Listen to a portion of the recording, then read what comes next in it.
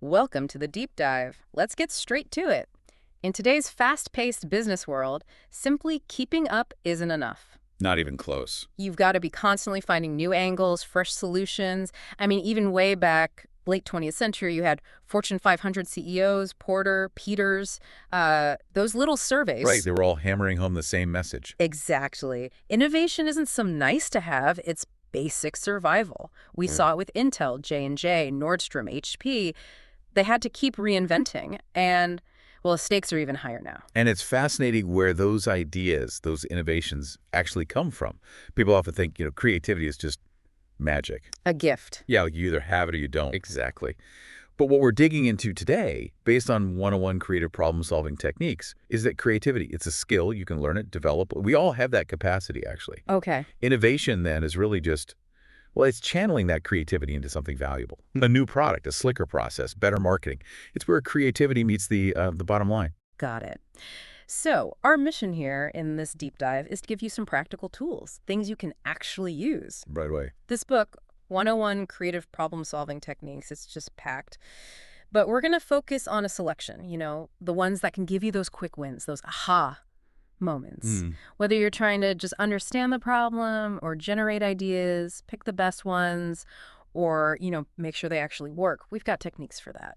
And it helps to think of creative problem-solving CPS as a process, right? It has stages. It's not just throwing spaghetti at the wall. Right. And while that idea generation part, the thinking outside the box, gets a lot of the limelight, Sure does. the book actually has some really great techniques for the earlier steps too. Yeah. Like really getting what the problem is and the environment it sits in. Okay, let's start there then. Recognizing and defining the problem. Seems basic, but sometimes just looking hard at the current situation. That's the most insightful step. Totally. What's actually going on. But the book also offers some less conventional ways to spot those hidden issues, like inverse brainstorming. Inverse. How does that work? It's a neat twist. So instead of starting with a problem, you start with something that seems fine, working okay. Okay. And then you actively brainstorm potential problems that could arise. Like, Right. say, you have a team, seems motivated. You'd ask, okay, what could possibly kill motivation here? Ah, so you're looking for future trouble spots. Exactly. It's proactive. You nip things in the bud, find the cracks before they become canyons. That's smart. And another direct way, just listening Listening to who? to the people on the ground, your team, your customers. The book suggests brainstorming complaints. Oh, yeah. Complaints are gold mines sometimes. Right. Those frustrations often point exactly to the pain points, the opportunities. Which kind of brings up another key thing, being open. Open Yeah. to ideas that sound, well, maybe a bit out there at first. Like really out there. Yeah. The book reminds us, think about Star Wars. Turned down how many times? Wow. Yeah. Or photocopying, IBM, DuPont. They weren't sold initially. And Velcro. Victor Kiam missed that one at first. Huh. You're right. It just shows you got to give even the wild ideas, a second look. You never know where the next big thing is hiding. Absolutely. And the book mentions other early techniques too, right? Like just bouncing it off someone else. Getting that fresh perspective. Yeah. Or consensus building, making sure everyone agrees on the actual problem. And even just drawing a picture sometimes helps. Yeah. Visualizing it. Then you get into actively reframing it. Things like redefining the problem or opportunity, or rewriting objectives in different ways. It's about shaking up how you see it. So changing the lens you're looking through. Precisely. It's powerful. Take, say, poor product sales. Okay, that's the surface. But redefine it. How can we connect with a different audience? Or what underlying need are we missing? Or even, is our definition of good sales right? Exactly. Yeah. That kind of questioning opens up totally new paths. It's not just one problem. It's potentially several, depending how you frame it. Okay, so you've reframed, you've looked at it differently. Then you analyze. The book says start simple. What do we actually know? Any patterns here? Yeah, the basics.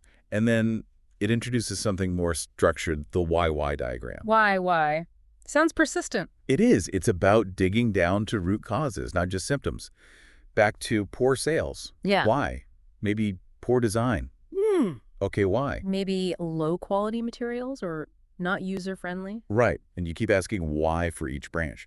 Why low quality? Maybe cost cutting. Why not user-friendly? Maybe lack of testing.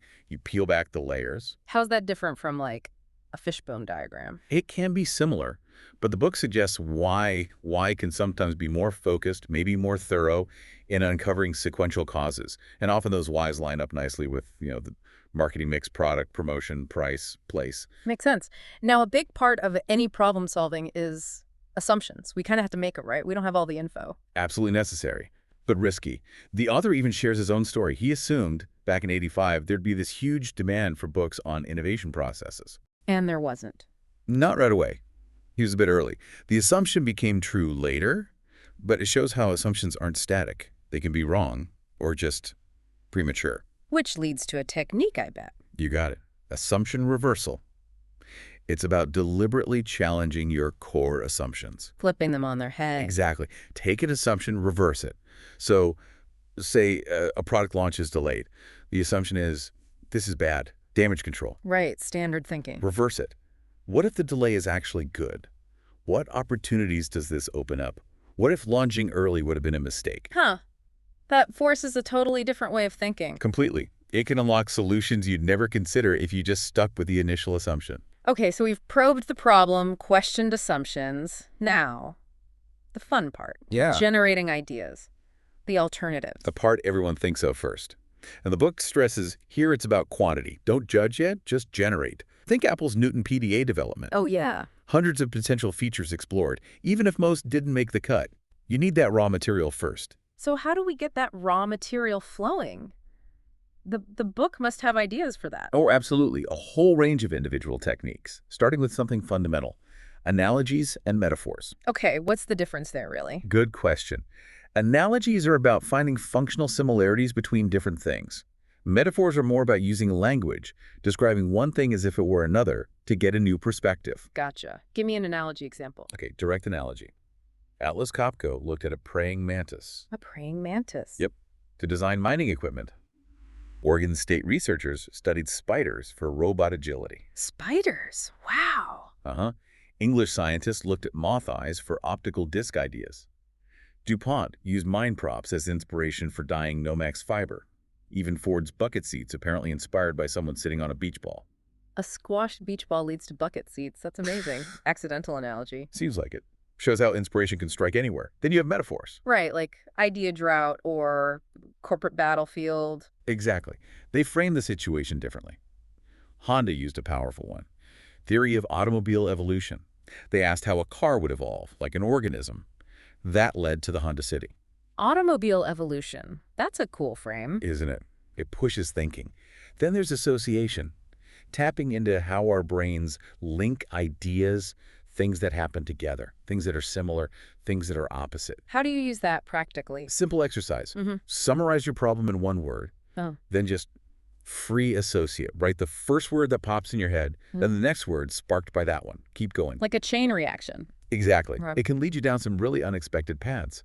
The book also mentions related things like attribute association chains, focusing on specific features. Okay, what else? There's one called Back to the Sun. Sounds elemental. It is. You trace a physical object back to its basic energy and natural resources. Take a pencil. Okay. Wood, graphite, metal ferrule, rubber, eraser. Right. Now trace those back. Where does the wood come from? The graphite. The energy used to make it. This kind of deconstruction, tracing it back to the sun, essentially, can spark ideas about sustainability or completely different ways to, say, make a mark. Interesting. Deconstruct to reconstruct differently. Sort of, yeah. Then there's the circle of opportunity. You list key attributes of your problem or product, content, design, audience, whatever. Okay. Then you randomly pick two or more and force yourself to brainstorm connections or combinations. The book says they actually use this for the book itself, mixing things like number of techniques and length of descriptions. Using the technique on itself, meta. Yeah. Then there's something simpler, deadlines. Deadlines help creativity. They usually just stress me out. They can do both. But that pressure, that urgency, it can actually force your brain to generate alternatives faster. It focuses the mind. Okay, I can see that. Like necessity is the mother of invention. Something like that. Now, shifting gears a bit, the FCB grid, this one's more analytical. FCB, what's that? It's a grid. 2 axes. High-low involvement from the customer and thinking versus feeling decision-making.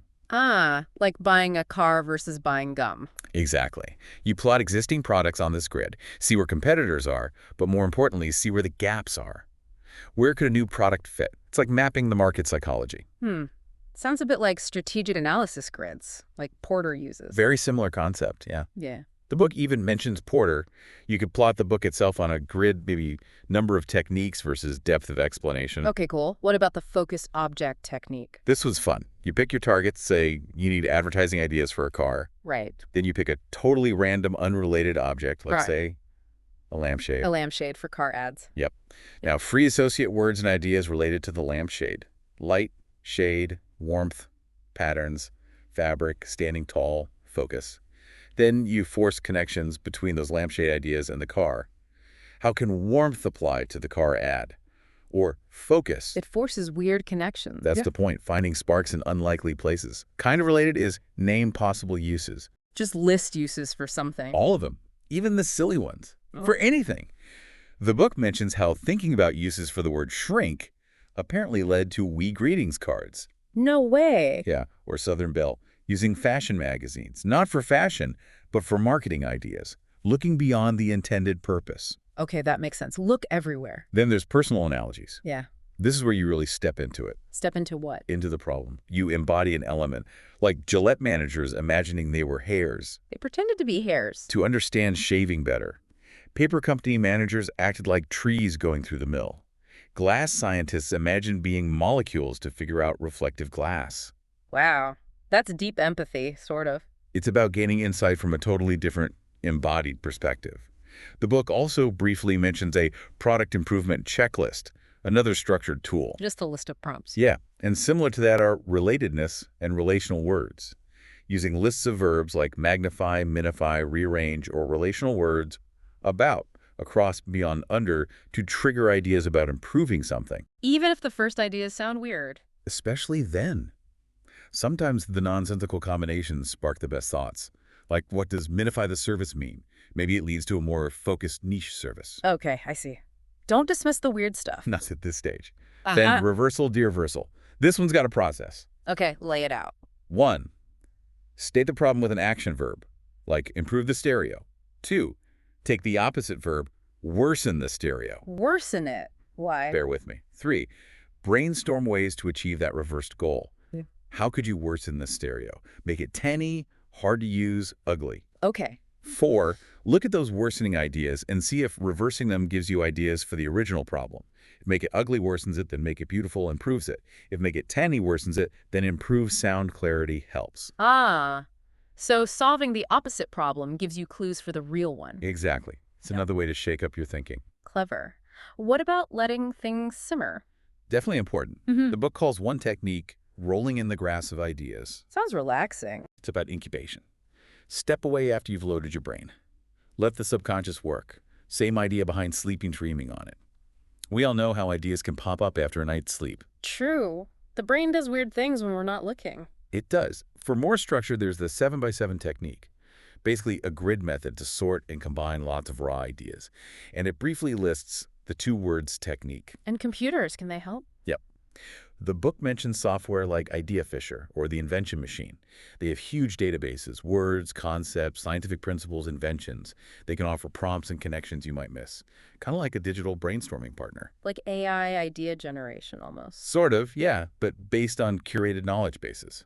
And finally, a classic, the verbal checklist for creativity. You probably know it as Osborne's checklist. Scamper. That's a popular version, yeah. The book lists the core verbs, put to other uses, adapt, modify, magnify, minify, substitute, rearrange, reverse, combine. Right. Simple questions. Simple but powerful. You apply them systematically to whatever you're working on. The book uses the example of minify applied to computers leading to laptops. It's great for improving existing things. So many different angles here. That's the point, right? Some are analytical, some are intuitive, some are playful. It's not about waiting for lightning to strike. It's about having processes, tools you can actively use to generate those sparks yourself. It really demystifies creativity, doesn't it? It makes it feel accessible, like something anyone can practice. That's the core message. It's a vital skill, especially now, and it can be learned. So as we wrap this up, thinking about all these techniques, even just the ones we've touched on, it really shifts the perspective. It's not about waiting for an idea. It's about going out and getting one using these methods. So for everyone listening, Think about a challenge you're facing right now, a problem, an opportunity. Which one of these techniques, just one, might give you a slightly different angle? Even a small shift can help. Right. How could consciously trying, say, assumption reversal, or maybe playing with analogies, how could that unlock something unexpected? It feels like this creative problem-solving journey is less about finding the answer and more about continuously exploring possibilities. Well said. It's an ongoing practice, an ongoing exploration. And that book, 101 Creative Problem-Solving Techniques, is really a great field guide for that journey. It goes way deeper than we could here. Definitely recommend checking it out if this sparked your interest. For sure. Okay, thanks for taking this deep dive with us into the world of creative problem solving. My pleasure. If you try any of these out or have your own aha moments, we'd genuinely love to hear about them. Find us on social media, use the hashtag the Deep Dive Podcast. Let's build a community of creative explorers. Sounds great. We'll be back soon with another deep dive into business, innovation, strategy, whatever interesting source material catches our eye, driven by what you want to hear about. Until then, keep exploring.